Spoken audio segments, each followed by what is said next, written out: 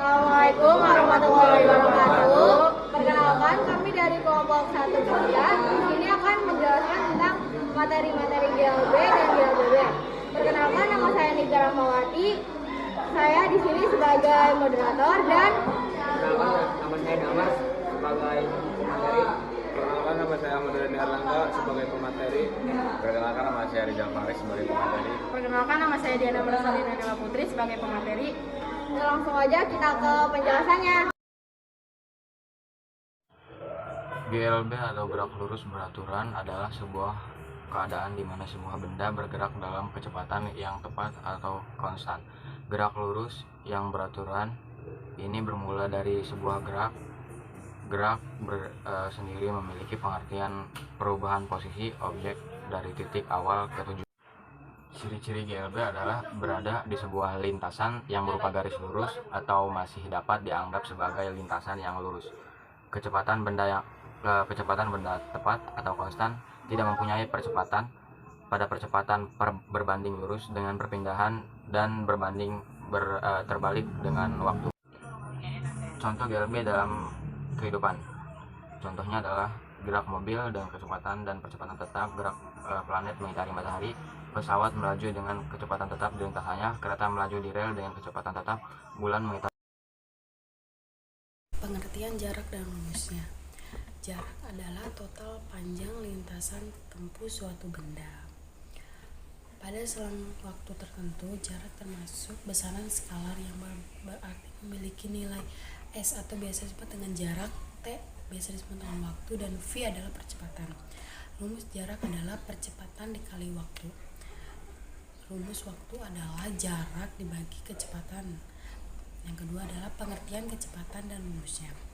Kecepatan adalah suatu besaran yang menunjukkan kecepatan benda ditambah arah geraknya.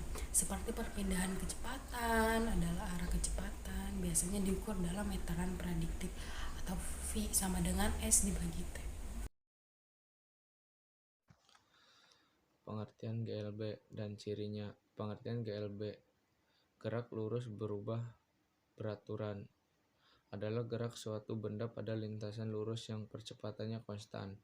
Ciri GLB, kecepatan benda berubah terhadap waktu. Lintasan benda berbentuk garis lurus memiliki percepatan atau perlambatan yang tetap. Contoh GLB dalam kehidupan, bola yang dilempar ke atas. Pengertian kecepatan dan rumusnya.